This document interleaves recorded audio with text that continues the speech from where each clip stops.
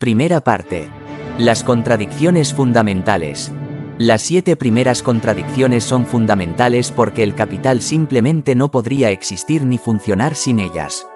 Además, todas ellas están entrelazadas de tal modo que hacen imposible modificar sustancialmente cualquiera de ellas y menos aún abolirla, sin modificar seriamente o abolir las otras. Cuestionar el papel dominante del valor de cambio en el suministro de un valor de uso como la vivienda, por ejemplo, supondría cambiar la forma y el papel del dinero y modificar, si no abolir, el régimen de derechos de propiedad privada que también conocemos. La búsqueda de una alternativa anticapitalista parece por consiguiente una tarea bastante ardua. Tendrían que producirse transformaciones simultáneas en muchos frentes. Las perturbaciones en cualquiera de ellos se han visto a menudo contenidas por fuertes resistencias en otros puntos de forma que se han podido evitar crisis generales, pero las interrelaciones entre las distintas contradicciones se hacen a veces tóxicas.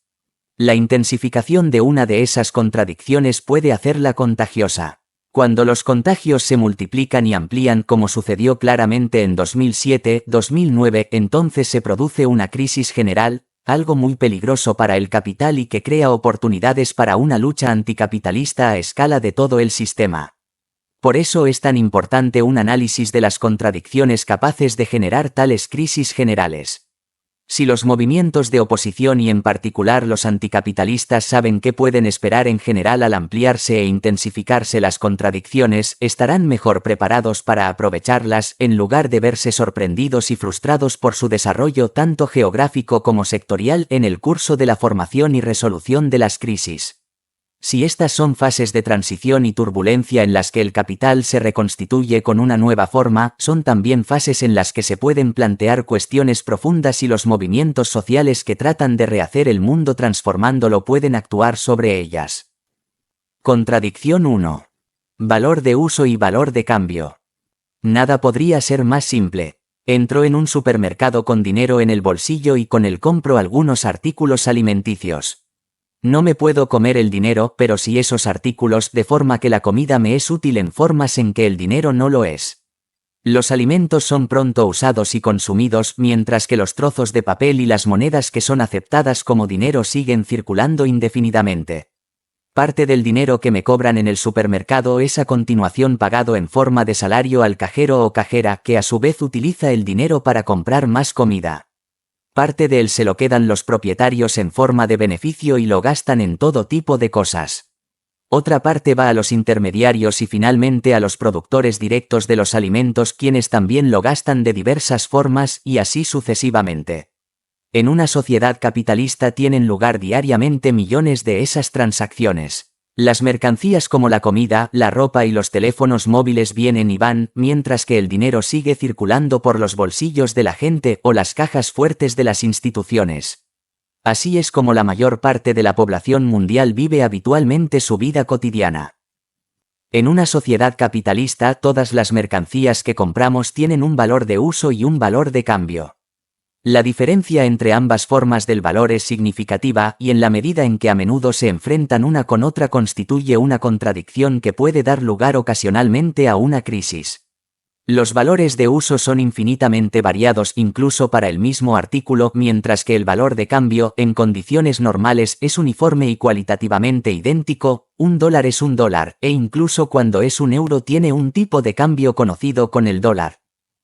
Consideremos, por ejemplo, el valor de uso y el valor de cambio de una vivienda.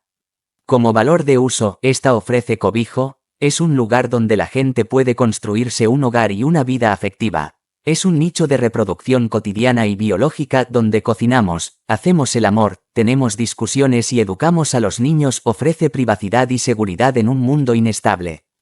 Puede también funcionar como símbolo de estatus o de pertenencia social a algún subgrupo, como signo de riqueza y poder, como señal mnemónica de memoria histórica, tanto personal como social, como objeto de importancia arquitectónica, o simplemente para ser admirado y visitado por los turistas como creación elegante y hermosa como la Casa de la Cascada de Frank Lloyd Wright. Puede convertirse en un taller para un innovador con aspiraciones como el famoso garaje que se convirtió en centro de lo que iba a ser Silicon Valley. Puede ocultar un taller de trabajo esclavo en el sótano o utilizarse como escondrijo para inmigrantes perseguidos o como base para el tráfico Podríamos proseguir con una larguísima lista de distintos usos que se le pueden dar a la vivienda. Sus usos potenciales son, en resumen, aparentemente infinitos y muy a menudo puramente idiosincrásicos. Pero ¿qué se puede decir de su valor de cambio? En gran parte del mundo contemporáneo tenemos que comprar la vivienda o alquilarla a fin de disponer del privilegio de usarla, para lo que tenemos que emplear dinero. La cuestión es cuánto valor de cambio se requiere para procurarnos sus usos y cómo afecta ese cuánto a nuestra capacidad para disponer de los usos particulares que deseamos y necesitamos. Suena como una pregunta simple, pero de hecho su respuesta es bastante complicada. Hace ya mucho tiempo, los pioneros de la frontera estadounidense construían sus propias casas sin apenas ningún coste monetario, la tierra era gratuita, utilizaban su propio trabajo, o se procuraban la ayuda colectiva de los vecinos sobre una base recíproca. Tú me ayudas a mí ahora con mi tejado y yo te ayudaré la semana que viene con tus cimientos, y obtenían del entorno muchas de las materias primas: madera, adobes, etc. Las únicas transacciones monetarias eran las relacionadas con la adquisición de hachas, sierras, clavos, martillos, cuchillos, arneses para los caballos y cosas parecidas. Todavía pueden encontrarse sistemas de producción de viviendas de ese tipo en los asentamientos informales que constituyen las áreas urbanas hiperdegradadas, slums de muchas ciudades de los países en vías de desarrollo, y así se construyeron, por ejemplo, las favelas en Brasil.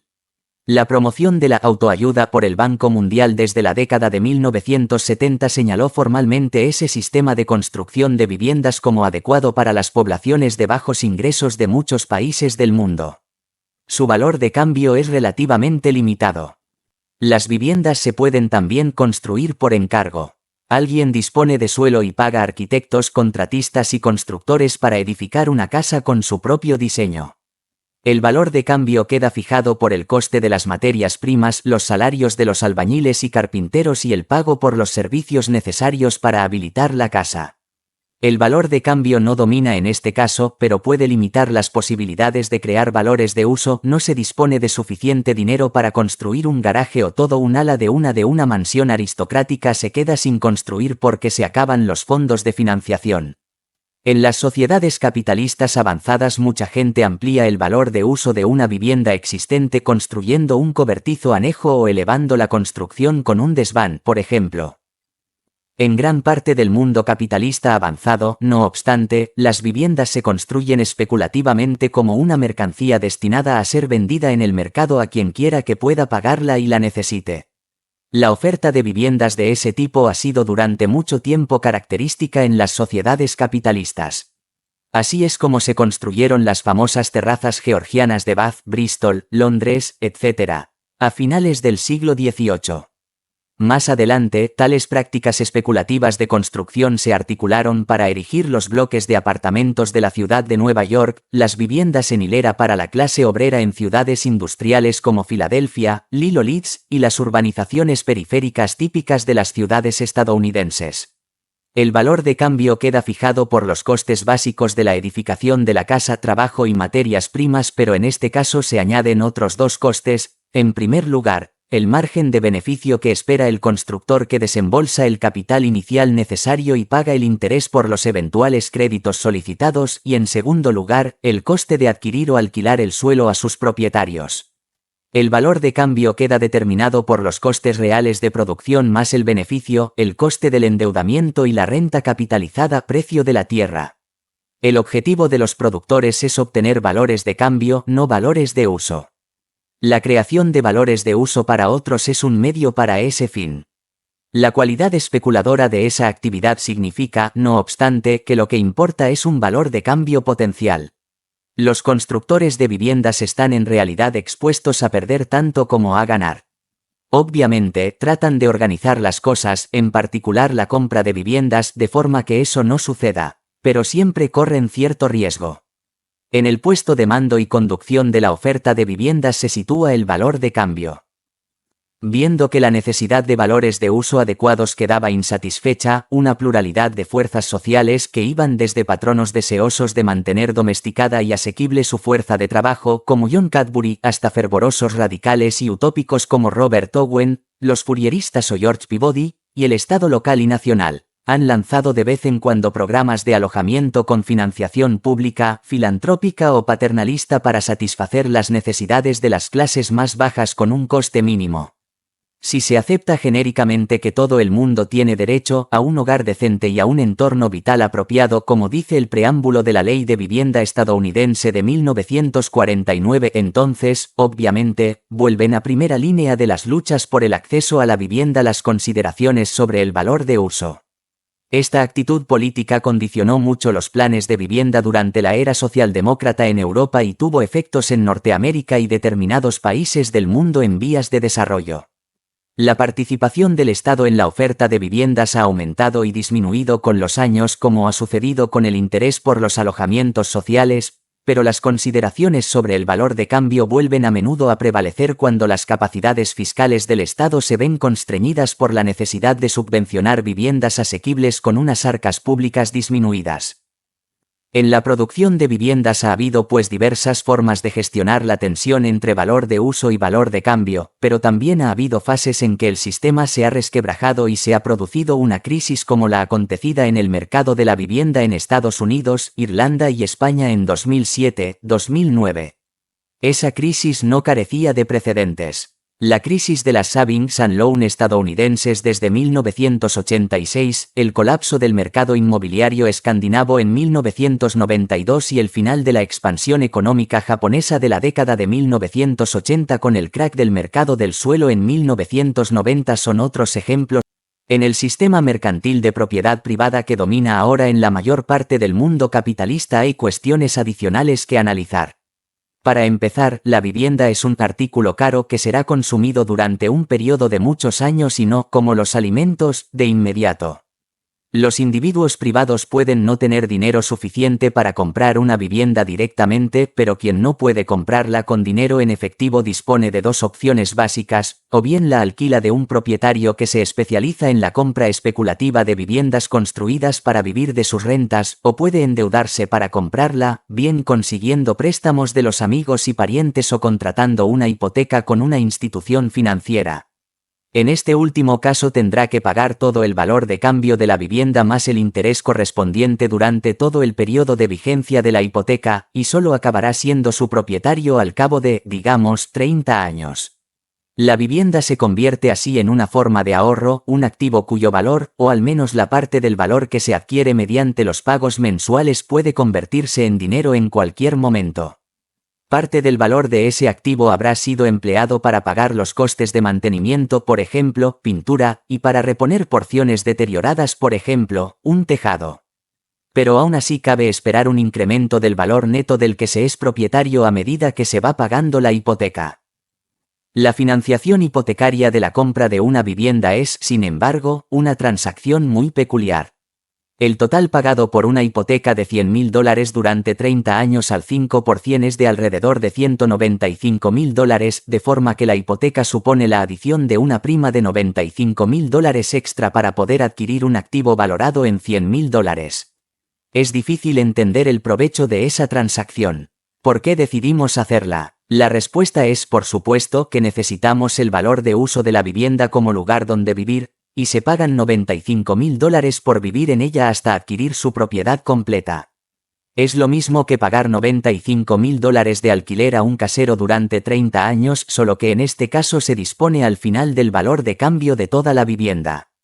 Esta se convierte así, de hecho, en una forma de ahorro, un depósito de valor de cambio. El valor de cambio de una vivienda no es, sin embargo, algo fijo, sino que fluctúa con el tiempo según una diversidad de condiciones y fuerzas sociales. Para empezar, depende del valor de cambio de las viviendas cercanas. Si todas las casas en torno a la mía se van deteriorando o entra a vivir en ellas gente del tipo equivocado, es muy probable que el valor de mi casa caiga aunque yo la mantenga en el mejor estado posible. Recíprocamente, mejoras en el vecindario, por ejemplo, gentrificación, aumentarán el valor de mi casa aunque yo no invierta nada en ella. El mercado de la vivienda se caracteriza por lo que los economistas llaman efectos de externalidad. Los propietarios de las viviendas a menudo emprenden acciones tanto individuales como colectivas para controlar tales externalidades. Si alguien propone edificar un reformatorio o una casa de acogida para criminales excarcelados en un vecindario de propietarios respetables, verá inmediatamente las consecuencias. El resultado sería una campaña del tipo "no en mi patio trasero", exclusión de las poblaciones y actividades indeseables, y organizaciones vecinales cuya actividad está casi exclusivamente orientada al mantenimiento y mejora del valor de las casas del entorno. Por ejemplo, las buenas escuelas en las proximidades suelen tener un gran efecto.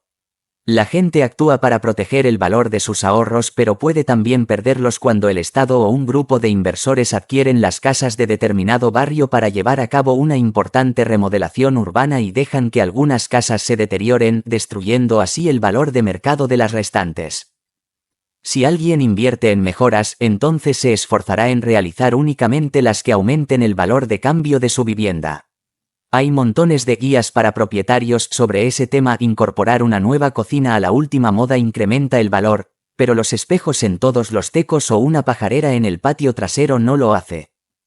La propiedad de una vivienda se ha convertido en algo importante para sectores cada vez mayores de la población en muchos países del mundo. El mantenimiento y mejora del valor de las viviendas consideradas como un activo se ha convertido también en una enjundiosa cuestión política, ya que el valor de cambio para los consumidores es tan importante como el valor de cambio ganado por los productores. Pero durante aproximadamente los últimos 30 años la vivienda se ha convertido en objeto de especulación. Puedo comprar una casa por $300.000 y 3 años después su valor se ha revaluado hasta $400.000. Puedo a continuación capitalizar el valor extra refinanciándola por $400.000 y quedarme con los $100.000 de más para usarlos como desee. El aumento del valor de cambio de las viviendas se convierte así en un asunto de gran relieve.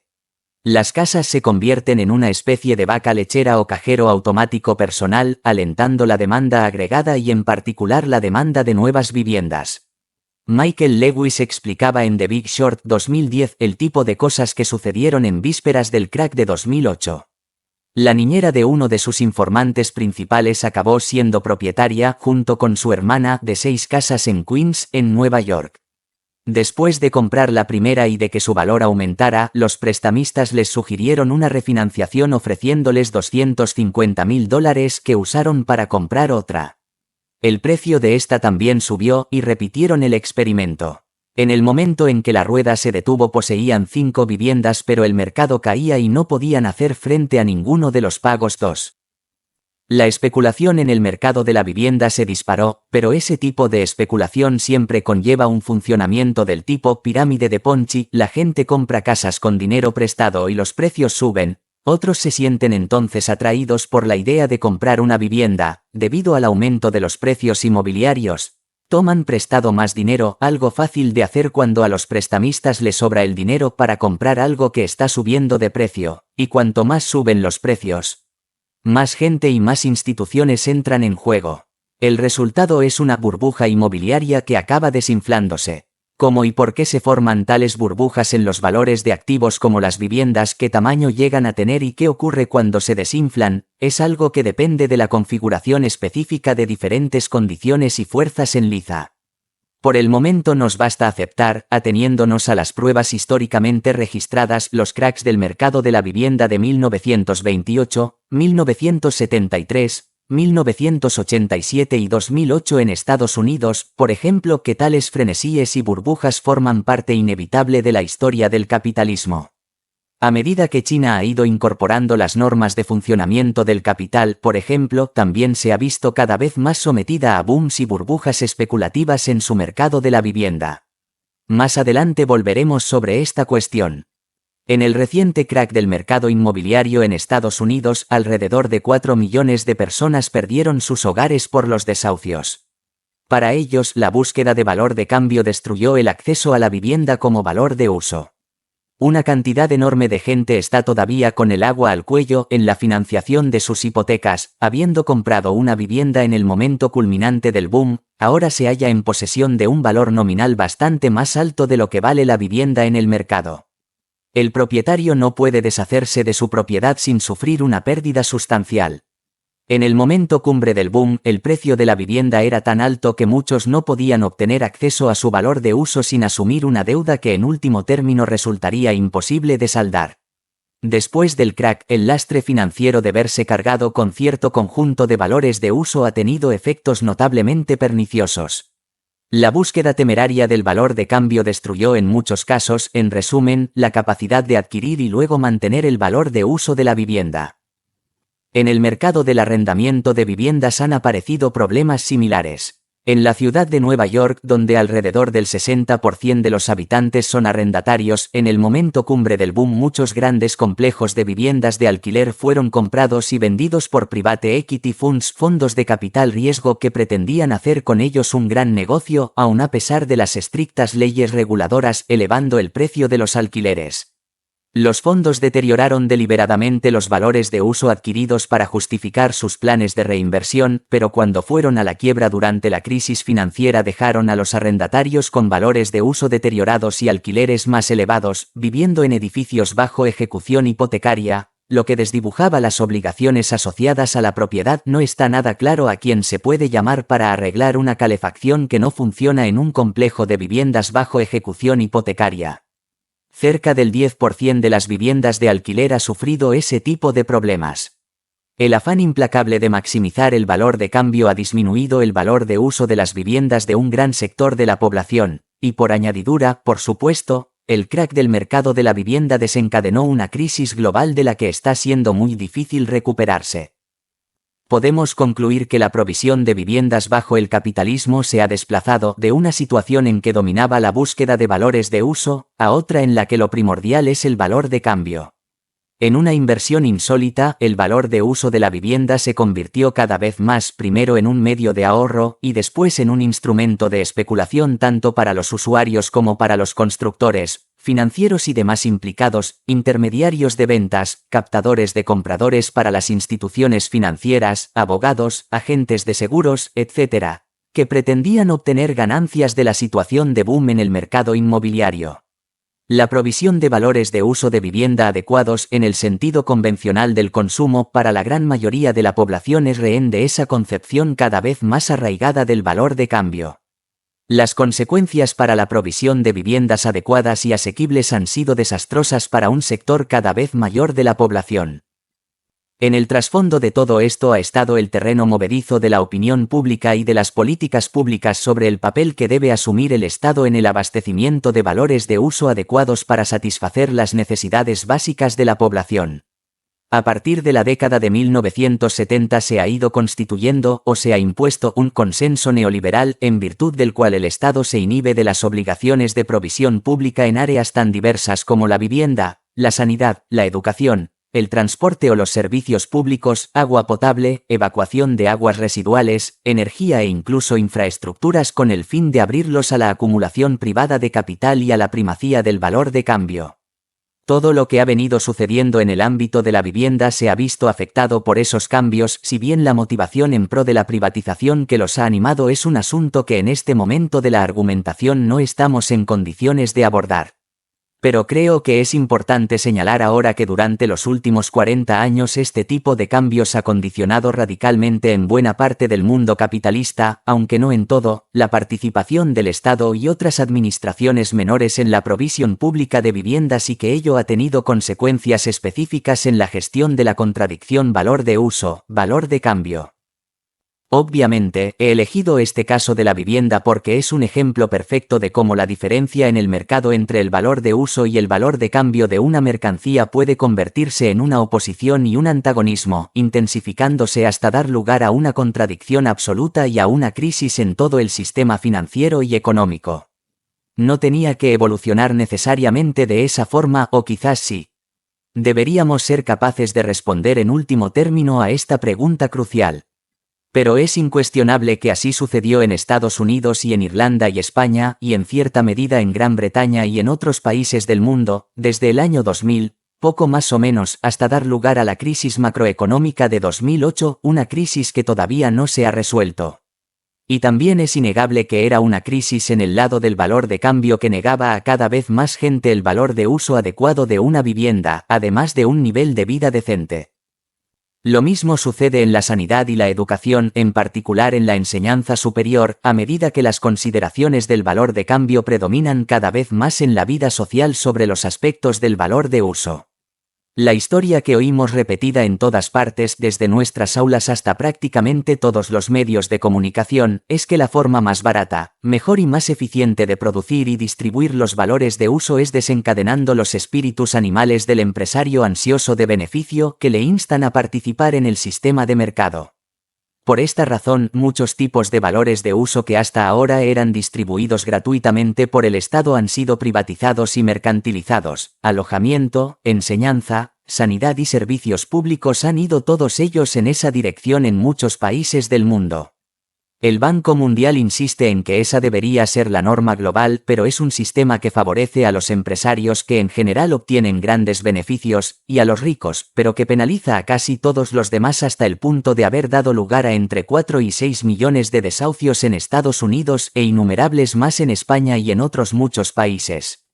Cobra así relevancia la opción política entre un sistema mercantilizado que sirve bastante bien a los ricos y un sistema que se concentra en la producción y el abastecimiento democrático de valores de uso para todos sin mediaciones del mercado. Reflexionemos entonces de una forma teórica más abstracta sobre la naturaleza de esa contradicción. El intercambio de valores de uso entre individuos, organizaciones como las empresas y corporaciones y grupos sociales es evidentemente importante en cualquier orden social complejo caracterizado por intrincadas divisiones del trabajo y amplias redes comerciales. En tales situaciones el trueque tiene una utilidad limitada debido al problema de la doble coincidencia de carencias y necesidades. Para que se produzca un trueque simple, otro ha de poseer algo que yo deseo y yo he de tener algo que el otro desea. Se pueden construir cadenas de trueque, pero son limitadas y engorrosas, por lo que cierta medida independiente del valor de todas las mercancías en el mercado, una medida única de valor, se hace no solo ventajosa sino necesaria. Puedo entonces vender mi mercancía a cambio de cierto equivalente general del valor y usar ese equivalente general para comprar en otro lugar cualquier otra cosa que yo quiera o necesite. El equivalente general es, por supuesto, el dinero. Pero eso nos lleva al campo de la segunda contradicción del capital. ¿Qué es el dinero?